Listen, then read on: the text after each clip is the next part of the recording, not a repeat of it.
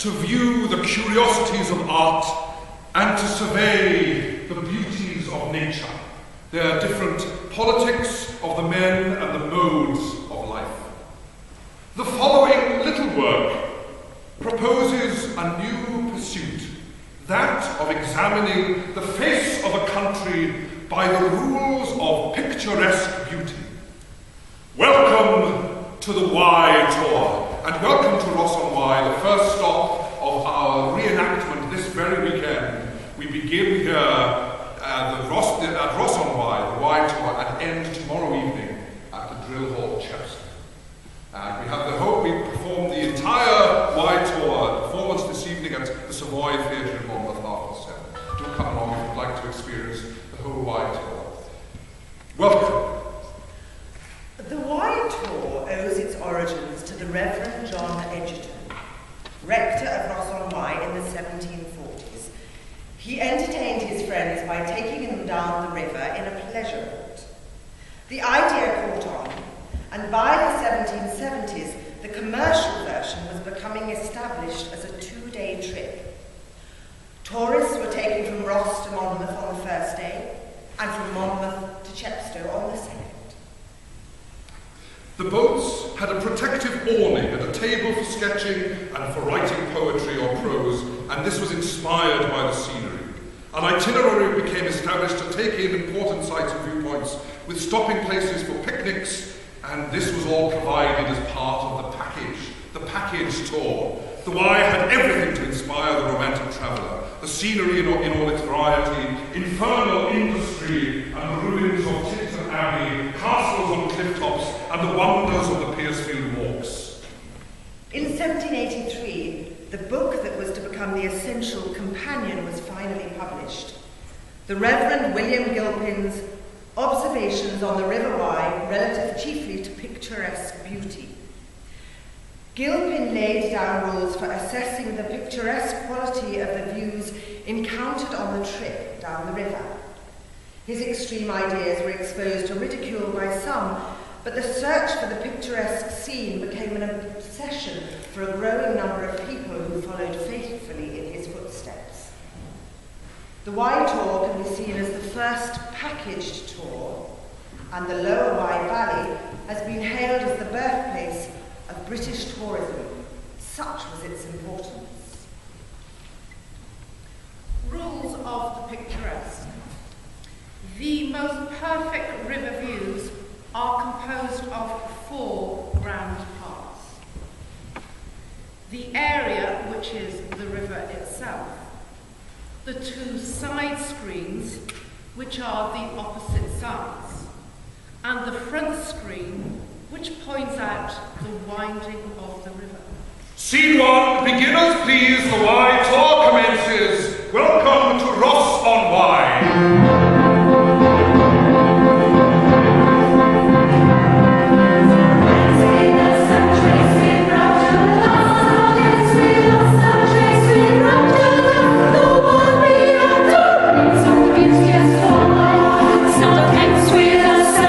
With rapture,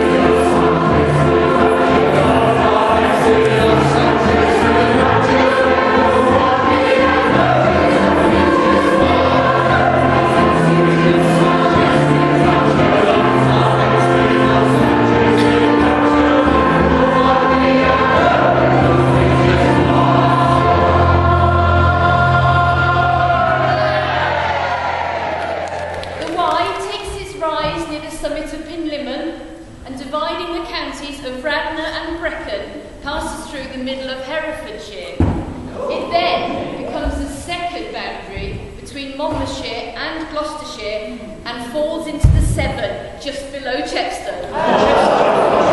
To this place from Ross, which is a course of nearly 40 miles, it flows in a gentle, uninterrupted stream and adorns through its various reaches a succession of the most picturesque scenes. Hello!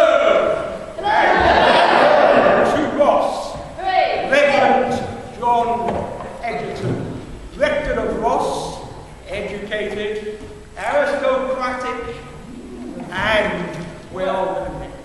Married to me, Lady Jane Egerton, educated, aristocratic, well connected. We started the Wye Tour. Thank you. Welcome to Ross on Wye. Allow me to introduce Mr. George Evans. Morning, George Evans. Welcome to the Wye Tour. Would you like to step aboard, my lady? I'm the oldest water on the river. I'm one of Egerton's favoured steersmen. The Reverend is the amenable man of immense And found in charity, and is a strain that appeared evidently to come from the heart. Straight from the heart. Very good, thank you very much. May we introduce Catherine Sinclair? George Evans, Catherine Sinclair. How do you do? Catherine Sinclair, George Evans. The Wye Tour. The scenery is like a series of moving theatre sets, as if some skillful scene shifter were drawing his invisible wires. Ladies and gentlemen, allow me to introduce Mr. John Curl, I must take it to man of Ross. That Ross, we were beset by a great number of beggars, attracted and in fact created by the arms of travel. Yes, Ross and Wye is known for its beggars. The thought of getting their bread that way has prevented honest exertion. In fact, they have become wretchedly poor by pretending to be so. This is more or less the case wherever there is a sight to attract the crowd. John Curl, local philanthropist and goodly man of rock. A well-off bachelor, I planted the trees along the river and created a prospect in the churchyard, commanding fine views over the Wye. Most people regard me as one of the finest citizens. Alexander Pope wrote of him, whose causeway parts the vale with shady roads, who seats the weary traveller repose, who taught that heaven-directed spy to rise. The man of Ross, each lisping babe replies. Behold the marketplace with poor outspread, the man of Ross divides the weekly bread. He feeds your almshouse, neat but void of state, where age and want sit smiling at the gate. Him portioned maids, apprenticed orphans blessed, the young who labour and the old who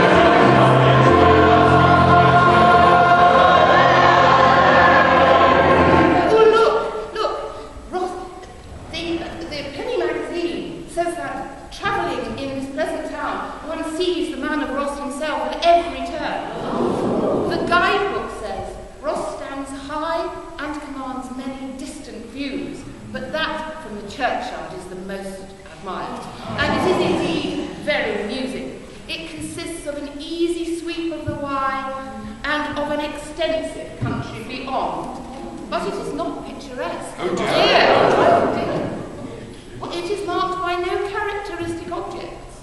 It is broken into too many parts, and it is seen from too high a point. The pleasure boats, though, that are constantly employed between here and Chepstow give life and beauty to the town. Hello, I'm TripAdvisor. The town of Ross is very mean. Being built chiefly with a reddish-coloured stone and badly paved. The inn we were in at Ross was the King's Arms. I make this memorandum to avoid it in future, as we have found their accommodations by no means equal to their charge. Is anyone here staying at the King's Arms?